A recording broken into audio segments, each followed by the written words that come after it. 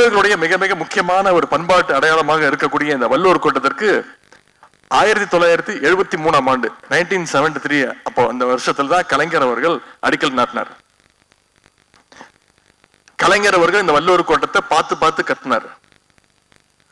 1976 ஆண்டு பிப்ரவரி மாதத்துல இதனை திறக்கிறதுக்காக அப்போ இருந்த முதலமைச்சராக இருந்த கலைஞர் அவர்கள் தேதி கூட கொடுத்துட்டார்.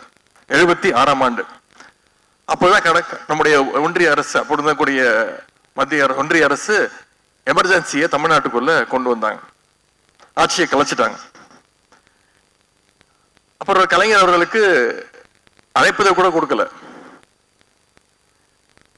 அன்றைய ஆளுநர் தலைமையில அப்போதைய குடியரசுத் தலைவர் அவர்கள் வந்து இந்த வள்ளுவர் கோட்டத்தை திறந்து வச்சாங்க. கலைஞரை சுத்தமா புறக்கணிச்சுட்டாங்க, கூப்பிட கூட இல்லை அந்த நிகழ்ச்சிக்கு. கலைஞர் அவர்கள் அந்த அடிக்கல் நாட்டும் போது ஒரு கல் வச்சிருந்தாங்க, அந்த கல்லை கூட அப்புறப்படுத்திட்டாங்க. அப்போ கலைஞர் அவர்கள் முரசொலியில ஒரு கடிதம் எழுதினார், உடன்பிறப்புகளுக்கு ஒரு கடிதம். அதுல எழுதியிருக்காரு, தான் வளர்த்து ஆளாக்கிய பிள்ளைக்கு திருமணம் நடக்கும் போது தாலி கட்டுகின்ற காட்சியை காணாமல் பந்தலுக்கு வெளியே ஒரு தாய் நிறுத்தப்பட்டால் எப்படி இருக்குமோ அப்படி தவிக்கின்றது என்னுடைய மனசு அப்படின்னு கலைஞர் அந்த நேரத்தில் முரசொலியில் எழுதினார். அந்த சம்பவம் நடந்த பிறகு சரியாக 13 ஆண்டுகளுக்கு பிறகு மீண்டும் கலைஞர் அவர்கள் முதலமைச்சராக பொறுப்பேற்றார்.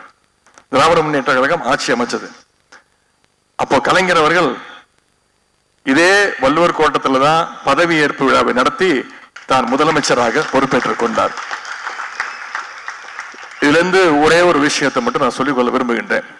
நம்முடைய இயக்கத்தை யார் வீழ்த்த நினைத்தாலும் உங்க திட்டம் தமிழ்நாட்டில் இங்க பலிக்காது அப்படின்னு உணர்த்துகிற இடம் தான் இந்த வள்ளுவர் கோட்டம்.